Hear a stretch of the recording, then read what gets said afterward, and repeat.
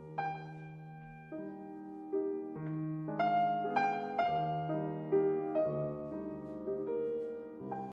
uma vez somos mais numerosos, são mais numerosos desencarnados. Eu ia dizer somos mais numerosos desencarnados, eu estou encarnado. São mais numerosos os desencarnados do que os encarnados. Mas aqueles nossos amigos que não puderam vir sabem o que estão perdendo. Alguns não sabem que não vieram, eles vão acabar tendo a oportunidade, dando a si mesmos a oportunidade de vir aqui e se juntar a nós para ouvir boa música, um bom comentário evangélico, passe para quem precisar, enfim. E nós vamos devagarinho consolidando essa atividade que a casa faz questão de manter como um trabalho adicional, né, nos domingos, que tem esse diferencial de oferecer música gostosa, música boa, música bem tocada e tocada com as mãos, com os lábios e com o coração. Então hoje nós temos a nossa camerata formada pelo Davi, que já é nosso participante tradicional, como também a Ariane. Davi toca hoje flauta transversal, a Ariane vai tocar o clarinete. A Ariane já tocou violão aqui também, né? O Giovanni, que tem vindo como tecladista, hoje ele vem como violonista. Ele disse que não sabe tocar violão, então nós vamos distribuir aquele clube de ouvido para o pessoal, né? Já que não sabe tocar. O David, que está estreando hoje, bem-vindo. E a Amanda, que também está estreando conosco e que vai intercalada com as músicas apresentadas pelos nossos queridos instrumentistas, ela vai declamar. Então o programa oficial tem 4 canções e 3 poemas. Antes que eu me esqueça, vocês prestem atenção especial ao segundo poema, que é de autoria da própria Amanda. Então ela conta o título, o autor, menos do segundo, porque ela diz, não vou dizer que é meu mesmo. E são todos belíssimos. Então nós vamos, feita essa apresentação informal e preliminar, vamos fazer uma prece, que é o que sempre nós adotamos como um hábito salutar, porque nós nos lembramos de que estamos aqui a trabalho. Nós queremos aproveitar não apenas os aspectos visíveis, tangíveis e audíveis da nossa reunião, mas também os aspectos fluídicos, espirituais, que fazem parte integrante desse trabalho e que nos são trazidos, como nós bem sabemos, por orientação de Jesus, que nos envia os seus mensageiros bondosos. Esses espíritos que trabalham aqui junto da nossa casa, junto da crosta terrestre, nos inspirando e nos oferecendo as explicações, as linhas de raciocínio que nos ajudam a compreender melhor a mensagem do Mestre, que se refere sempre à simplicidade das diretrizes que o Criador utiliza e utilizou para que nós pudéssemos, compreendendo a razão de ser da vida, direcionar as nossas atividades, a nossa vida cotidiana, o nosso planejamento, no sentido de nos tornarmos pessoas melhores, mais afáveis, capazes de conviver com a diversidade, de substituir inimizades por um sentimento fraterno de quem reconhece em cada cidadão, em cada indivíduo, encarnado ou desencarnado, um irmão seu. Jesus amigo, nós vamos procurar nos manter pautados pelas tuas indicações de reconhecer, acima de tudo,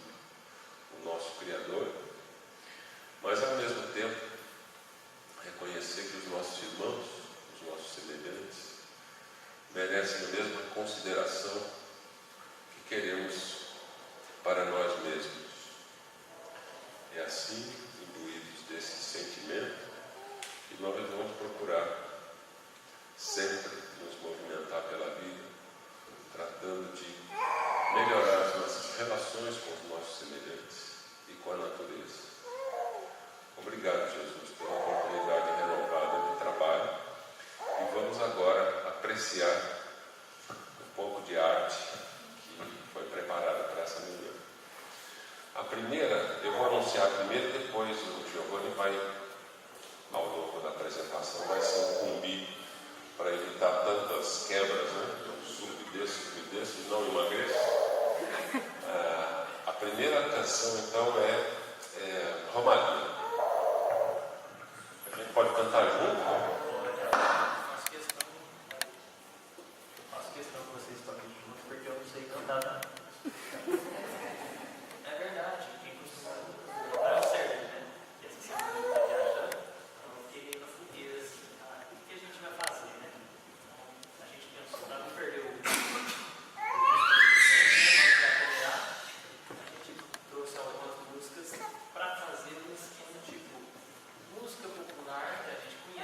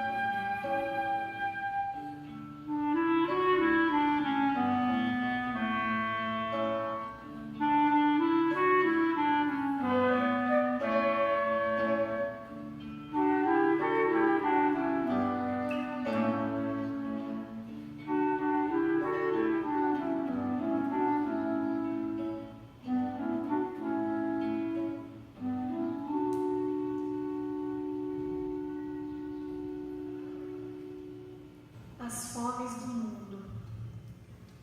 Jesus, alegria dos homens, fonte de água viva da humanidade sedenta, inspira-nos em seu amor a repartir o pão que nos alimenta, para que a partilha extermine do mundo a fome de nossos irmãos.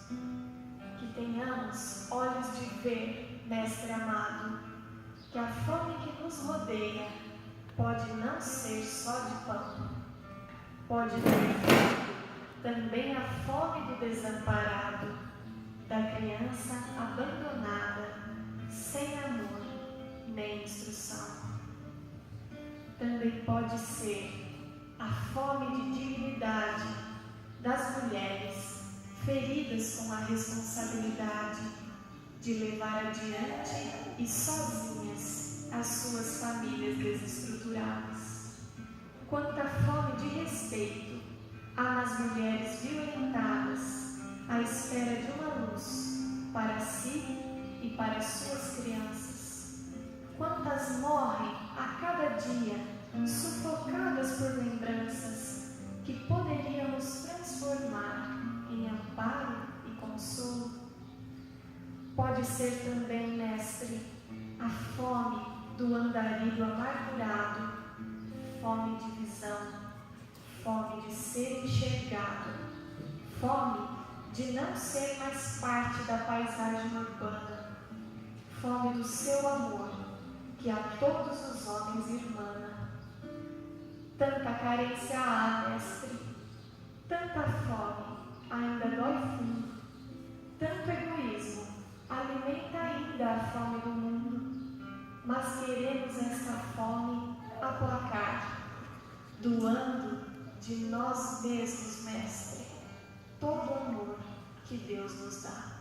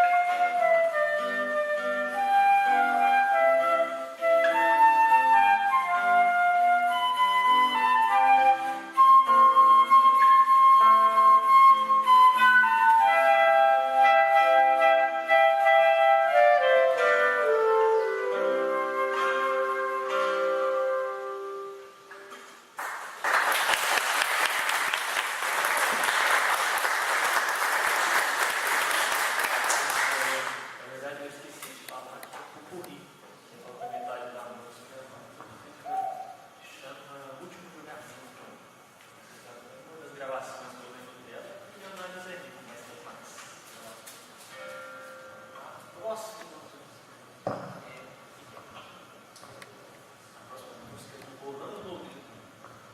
Daqui a pouco está passando o programa dele. Chama Eu e Viola e Deus.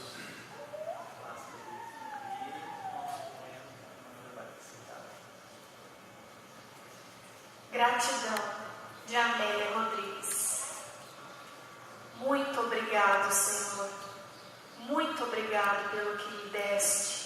Muito obrigado pelo que me dás.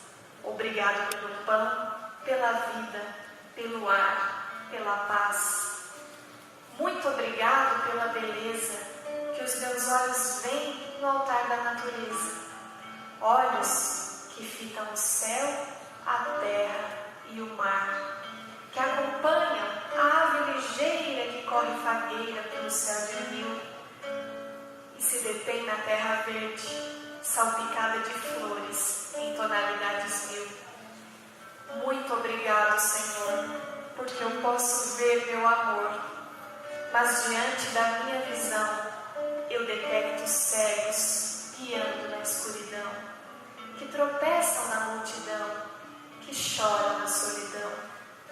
Por eles eu oro e a Ti imploro comiseração, porque eu sei que depois desta vida, na outra vida, eles também chegarão. Muito obrigado, Senhor, pelos ouvidos meus, que me foram dados por Deus, ouvidos que ouvem o tamborilar da chuva no telheiro, a melodia do vento nos ramos do almeiro, as lágrimas que vertem os olhos do mundo inteiro. Ouvidos que ouvem a música do povo, que desce do morro na praça a cantar, a melodia dos imortais, que se ouve uma vez e ninguém a esquece nunca mais. A voz melodiosa, canora, melancólica do boiadeiro, e a dor que geme e que chora no coração do mundo inteiro. Pela minha alegria de ouvir, pelos surdos eu quero te pedir, porque eu sei que depois desta dor, no teu reino de amor, voltarão a sentir. Obrigado pela minha voz, mas também pela sua voz, pela voz que canta, que ama, que ensina, que alfabetiza, que trauteia uma canção e que o teu nome profere com sentido e emoção.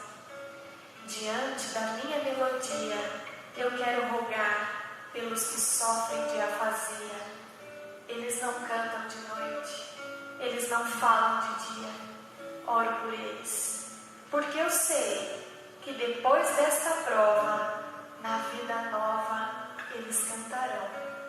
Obrigado, Senhor, pelas minhas mãos, mas também pelas mãos que oram, que semeiam, que agasalham, mãos de ternura, que libertam da amargura, mãos que apertam mãos de caridade, de solidariedade, mãos dos adeuses que ficam feridas, que enxugam lágrimas e dores sofridas, pelas mãos de sinfonias, de poesias, de cirurgias, de psicografias, pelas mãos que atendem a velhice, a dor, o desamor, pelas mãos que no seio embalam o corpo de um filho alheio sem receio, e pelos pés que me levam a andar sem reclamar. Obrigado, Senhor, porque me posso movimentar diante do teu corpo perfeito. Eu te quero rogar, porque eu vejo na terra aleijados, amputados, decepados, paralisados, que se não podem movimentar. Eu oro por eles, porque eu sei que depois desta expiação, na outra reencarnação, eles também bailarão. Obrigado por fim pelo meu lar. É tão maravilhoso ter um lar.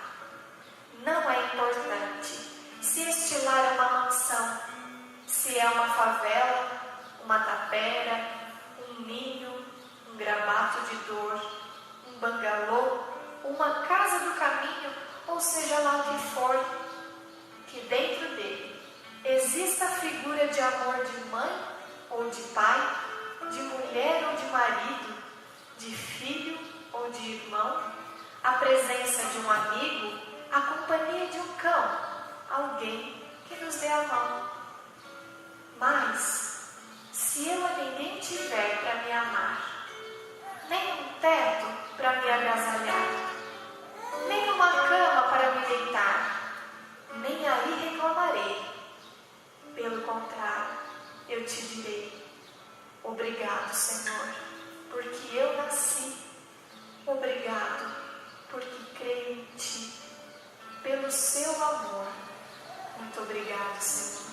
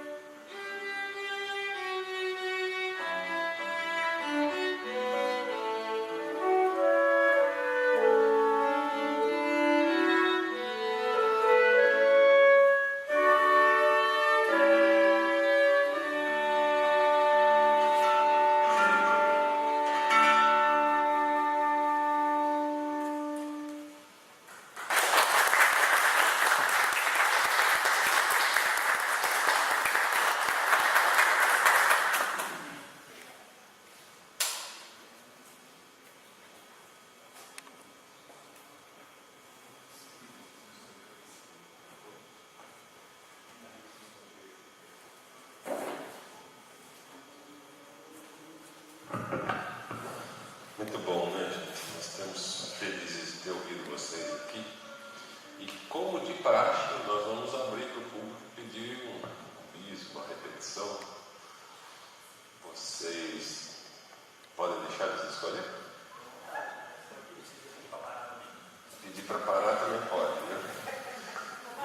Então, Romaria. Então, de Romaria, mas depois a gente faz mais uma ainda, né? Pode ser mais uma, né?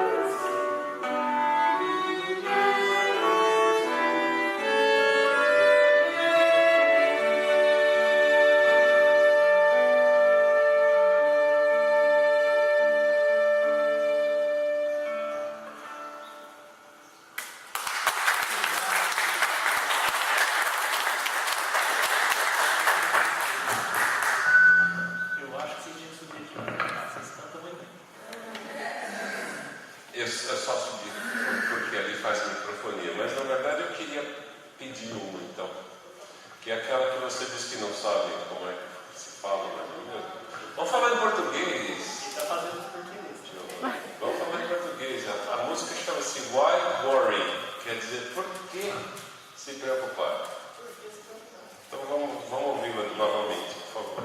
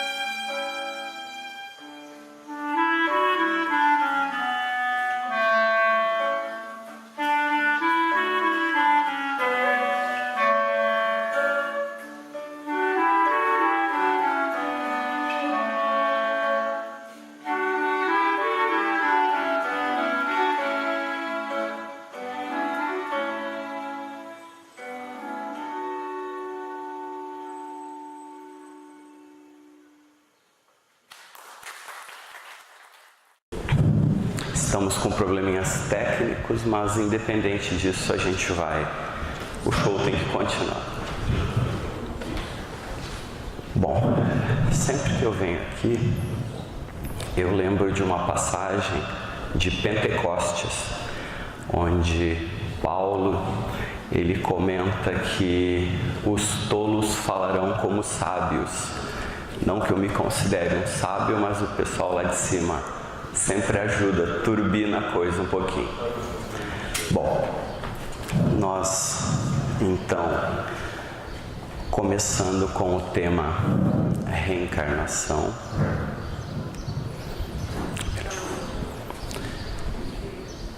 a gente vai começar utilizando o Evangelho segundo o Espiritismo como nossa fonte, e eu vou tomar liberdade de ler alguns trechinhos bem curtos. Infelizmente eu não vou poder mostrar algumas coisas que eu tinha preparado, mas vendo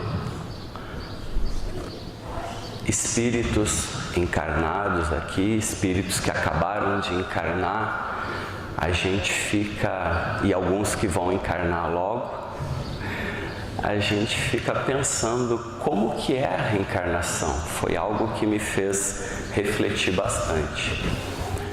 E o próprio André Luiz comenta que no plano espiritual existem ministérios, Ministério da Regeneração, existem espíritos que planejam reencarnações. E um único espírito, às vezes, pode ser supervisor, digamos assim, do planejamento de mais de 10.000 reencarnações. Então nós começamos este planejamento lá no plano espiritual. E aí então vem a doutrina espírita, e quando estamos encarnados e momentaneamente esquecemos deste planejamento que já ocorreu, a doutrina espírita nos lembra que somos espíritos. E aí eu vou ler então uma passagem rápida em que o espírito Lázaro nos diz o seguinte: o espírito a seu turno vem pronunciar, o espiritismo, desculpem, a seu turno vem pronunciar uma segunda palavra do alfabeto divino.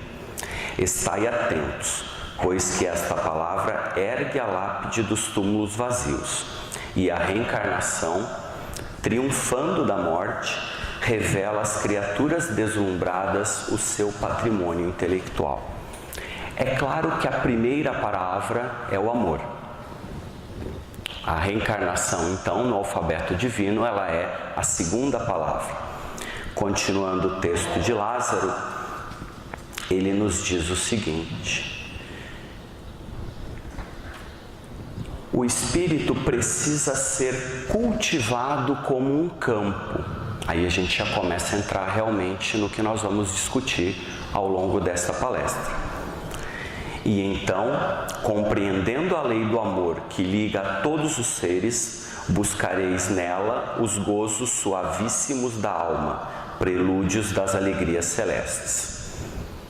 E aí eu me pergunto, se nós somos capazes de planejar uma viagem quando vamos para outra cidade, para outro país, para outro estado, seja lá o que for, por que nós não paramos e planejamos ou replanejamos, já que o planejamento inicial ocorreu ainda no plano espiritual, a nossa encarnação agora?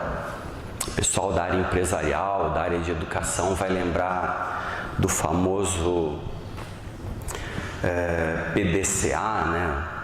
Que é planejar, fazer, checar e ajustar. Por que nós não ajustamos então este planejamento? É claro que nós não lembramos dele, mas dentro da doutrina do Espírito, sabendo que somos todos espíritos, nós sabemos a nossa meta, nós sabemos aonde queremos chegar. É uma questão então de colocarmos isto em prática. Dessa maneira, então, se nós formos de novo no Evangelho segundo o Espiritismo e fizermos uma pequena pesquisa sobre reencarnação, nós veremos que há um capítulo que trata disso, onde o título do capítulo é nada mais, nada menos: ninguém poderá ver o reino de Deus se não nascer de novo. Então são muito claras as palavras de Jesus. É claro que ao longo dos séculos as palavras são um pouco que reinterpretadas, cada religião acaba, numa linguagem popular, puxando a brasa para o seu assado. Como bom gaúcho, eu não poderia deixar de utilizar esse ditado. Mas a reencarnação, as palavras de Jesus, elas não deixam qualquer dúvida quando nós vamos com o apoio do Novo Testamento, traduzido por Haroldo Dutra Dias, que é a obra mais fiel que a gente conhece. É uma obra em que o próprio pesquisador se formou em grego, foi lá estudar as fontes realmente, fazer a tradução diretamente dos textos sagrados, com muita dificuldade. Foi um projeto ambicioso e que, com o apoio da espiritualidade amiga, deu certo.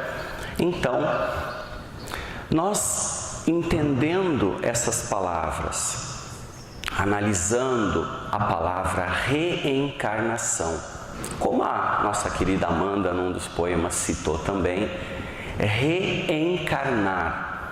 Hoje, eu sou o Rogério, eu estou aqui como Rogério, mas isto é uma roupa que a gente troca centenas de vezes. Nós já trocamos centenas de vezes. A maioria de nós que aqui estamos somos espíritos milenares, com centenas de encarnações. Um dia Rogério, um dia Karina, um dia João. A roupagem carnal é trocada, mas o nosso patrimônio intelectual e moral prevalece. Então a doutrina da reencarnação, a doutrina espírita, é uma doutrina que nos diz que o nosso patrimônio moral e intelectual permanece conosco. Utilizando as palavras de Jesus, ajuntai tesouros no céu, onde as traças não corroem e os ladrões não roubam. Então nós temos aí uma ideia bem clara do que nós podemos, como nós podemos direcionar o nosso planejamento. É como se Jesus fosse o nosso norte. Se nós estivermos perdidos, é o exemplo dele que nós precisamos seguir. Ele nos dá a direção. Se nós lermos nessa passagem do Evangelho segundo o Espiritismo, está escrito o seguinte: após a transfiguração, seus discípulos então o interrogaram desta forma: por que dizem os escribas ser preciso que antes volte Elias? Jesus lhe respondeu: é verdade que Elias há de vir e restabelecer todas as coisas. Mas eu vos declaro que Elias já veio e eles não o conheceram e o trataram como lhes aprouve. É assim que farão sofrer o Filho do Homem. Então seus discípulos entenderam que era de João Evangelista que ele falava. De João Batista que ele falava. João Batista, então, era a reencarnação do Espírito Elias, que naquele momento vem dividir com o Cristo a execução do plano de evolução da Terra. Eles estavam ali traçando, dando direção a todos os outros que viriam depois. No livro Boa Nova, há um dos primeiros capítulos, se não me engano, 4º, em que é interessante a narrativa de Humberto de Campos, em que Maria e Isabel ficam boquiabertas de ver adolescentes, Jesus e João Batista, primos, conversando. E nas palavras de Humberto de Campos, Jesus como que mostra os seus domínios para aquele que irá lhe ajudar. João Batista, inclusive, nós sabemos que ele teve decepada a sua cabeça por um capricho de Salomé, que pede a Herodes, então, que ele seja silenciado, porque às vezes a verdade incomoda, e nesse caso incomodou bastante. No livro Obras Póstumas, no capítulo 75, quando nós lemos sobre regeneração da humanidade, nós vamos achar algumas passagens, entre aspas, bastante atuais, que vão nos permitir, então, uma melhor compreensão do tema reencarnação e como ele pode ajudar a humanidade nesse momento. Nesta passagem, particularmente, quando os espíritos falam sobre os sinais deste período, então, de regeneração, os espíritos dizem o seguinte: não olheis para o céu em busca dos sinais precursores, porquanto nenhum vereis, e os que vô-los anunciarem estarão a enganar-vos. Olhai em torno de vós, entre os homens, aí é que os descobrireis. Então, não há a menor dúvida, os sinais da transição, os sinais da regeneração são sinais internos, são sinais próximos, não serão coisas distantes. Particularmente na minha ignorância, eu lembro de um vídeo de uns 5 minutos de Chico Xavier, naqueles famosos pinga-fogos que haviam, em que perguntavam sobre a possibilidade de comunicação com civilizações extraterrestres.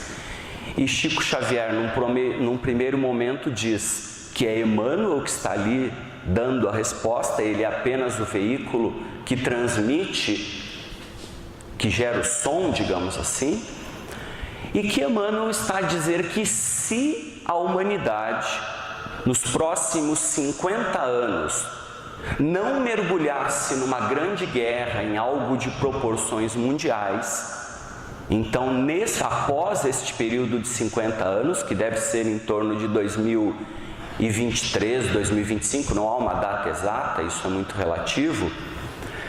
Então eu imaginava que seria algo assim na minha ignorância, que seria algo que ninguém pudesse negar. Não, é a regeneração que está chegando. E lá, quase 200 anos atrás, Kardec, os espíritos, na verdade, já haviam dado a diretriz. Os sinais são interiores, os sinais são próximos, eles não serão sinais, como se diz, cinematográficos, serão coisas muito limitadas, mas perceptíveis. E quais são esses sinais? É claro que eu fiquei curioso. E aí, ele é muito claro também, os espíritos são muito claros, é um trechinho apenas. E, como se não operasse com bastante rapidez a destruição, os suicídios se multiplicarão em proporções inauditas, até entre as crianças. A grande loucura jamais terá atingido tão grande quantidade entre os homens. É interessante salientarmos que na época de Kardec a palavra loucura era muito mais ampla. Não haviam as definições que existem hoje de TDAH, de transtornos, etc. Então, a loucura, na linguagem que os espíritos utilizam, ela engloba toda sorte de problemas mentais ligados à mente, e como nós espíritas entendemos que a mente é uma propriedade do espírito, o intelecto é do espírito, não é do corpo carnal, então a mente é o que gerencia, é o que comanda o espírito, tanto que ela molda o perispírito e o perispírito molda o nosso corpo. Então é muito importante que a nossa mente esteja equilibrada. Emmanuel cita inclusive uma passagem que os nossos ressentimentos, os nossos pequenos conflitos, sejam familiares, geram no nosso corpo pontos de sombra, que quando nós reencarnamos, eles plasmam no corpo físico algum tipo de problema. Por isso Jesus, mais uma vez, nos dá um ensinamento muito sábio, que é: reconcilia-te enquanto estás a caminho. Então, este Espírito, Jesus, que um dia foi criado e nunca será destruído, ele veio, pisou o solo desse planeta para exemplificar, para nos dar uma direção a que seguir. E todos os segundos de sua passagem por este planeta, ele nos deixou lições. E mesmo após o seu Calvário, após ser crucificado, ele ressurge do sepulcro para nos dar mais uma lição. A lição da vitória do Espírito sobre a carne. A lição de que o Espírito prevalece sobre a carne. Então esta é uma das maiores lições que Jesus nos deu. Vejam, é a segunda palavra do alfabeto divino. Então, quando nós pensamos em loucura, nós estamos pensando em toda sorte de transtornos que nós pudermos imaginar. Estamos pensando inclusive na depressão. Estamos pensando nos suicídios, que são, via de regra, segundo os psicólogos, gerados por problemas mentais que a pessoa acaba não conseguindo vencer. Então, se nós pensarmos hoje, quantas pessoas nós conhecemos que utilizam algum tipo de remédio tranquilizante, antidepressivo? Claro, salvaguardadas as orientações dos espíritos e de Kardec, nunca, em hipótese alguma, deixar de seguir as orientações da medicina terrena. Então existem casos que realmente são casos patológicos e que prescindem de medicamentos para serem bem tratados. Mas aí nós vamos olhar um dado que eu retirei de um livro chamado Inteligência Emocional, de Daniel Goleman. Esse livro está em mais de 500 mil exemplares, bem mais que isso, eu não lembro exatamente agora, mas está na 10ª edição. E ele nos diz o seguinte, que quando o quadro clínico permite, um eficaz supressor da depressão é prestar ajuda a quem necessita. E aí, quando nós espíritas escutamos, a gente diz, mas parece até que ele está falando para nós. Não, ele está falando para todos. Ele está dando um conselho baseado em estudos, é um conselho de alguém formado e professor de uma universidade renomada nos Estados Unidos. Então, ele nos diz o seguinte: como a depressão se nutre de ruminações e preocupações com o ego, ajudar os outros nos tira dessas preocupações, na medida em que entramos em empatia com outras pessoas e seus próprios sofrimentos. Então vejam, guardadas as devidas indicações, quando o quadro clínico permite, isso é outra coisa que às vezes a gente observa na doutrina espírita. A pessoa não está bem, ela não está equilibrada e ela chega na casa espírita querendo ajudar, querendo participar de um trabalho, mas às vezes esse não é o momento. Ela precisa primeiro se reequilibrar para poder ajudar com mais eficácia e aí sim, então, poder se engajar em algum trabalho desse tipo. E aí tem um outro estudo em que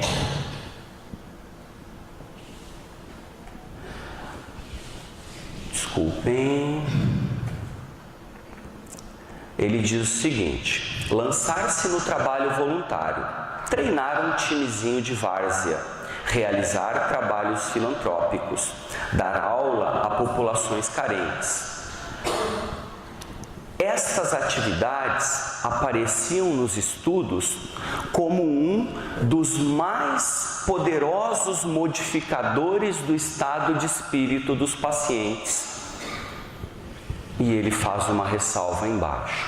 E, infelizmente, dos menos utilizados. Então, aquilo que a doutrina espírita nos orienta, aquilo que os espíritos nos orientam, que é ajudarmos ao próximo, nos colocarmos no lugar do próximo, poderia evitar toda uma série de problemas. Como nos disseram os espíritos, no Obras Póstumas, os suicídios aumentarão de uma maneira nunca antes imaginada. E essa informação também me deixou curioso e eu fui atrás dela. No site da OMS, eles nos dizem que o suicídio é a segunda principal causa de morte entre jovens com idade entre 15 e 29 anos. Eu fiz uma continha rápida porque eles dizem que é um suicídio no mundo a cada 4 segundos. 4. Isso inclusive gerou uma nova postura da OMS.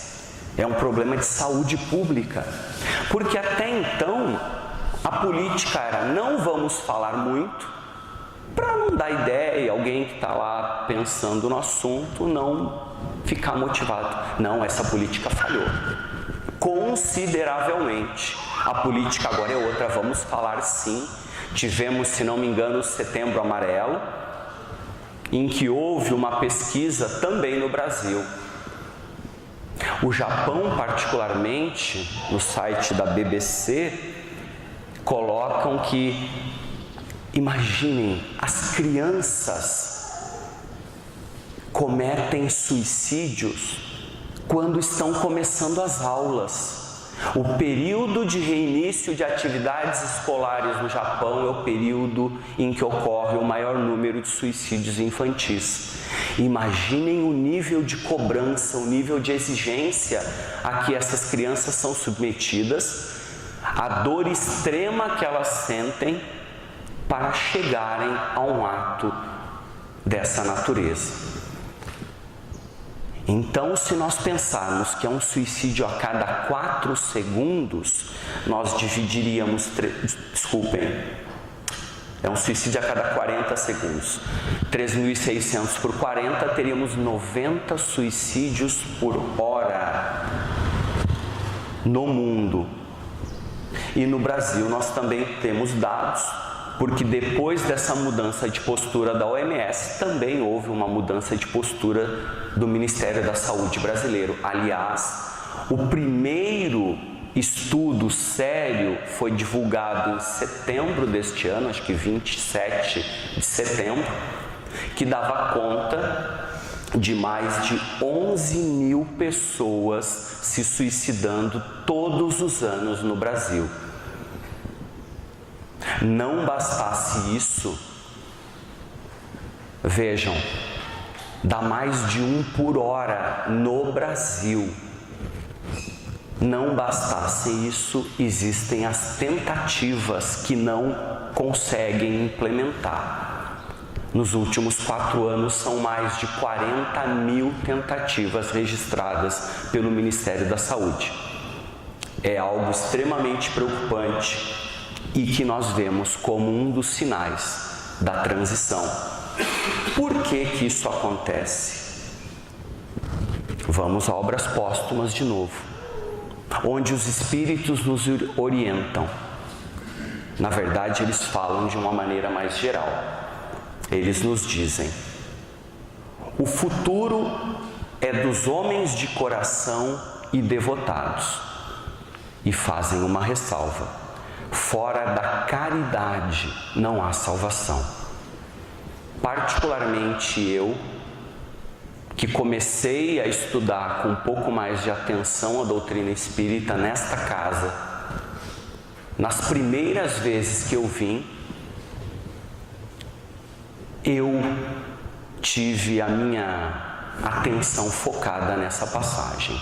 Em momento algum os espíritas nos dizem: fora do espiritismo não há salvação. Não, isto não é dito. É fora da caridade. Independente de você ser ou não espírita, de você ter ou não uma religião.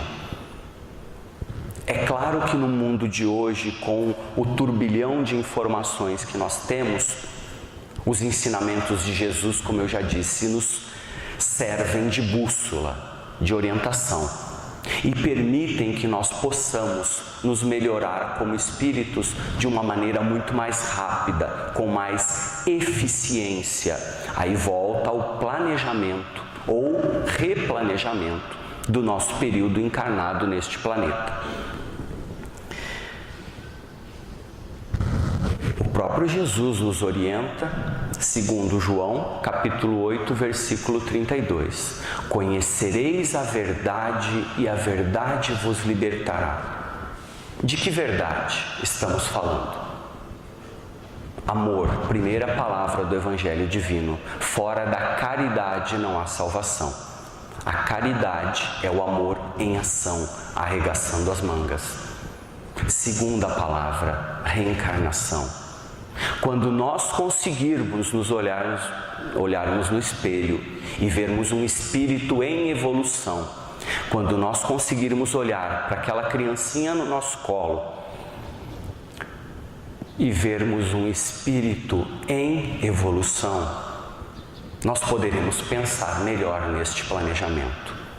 Nós poderemos tomar da bússola e orientar a nossa evolução. e tornarmos mais rápido o nosso encontro com Jesus.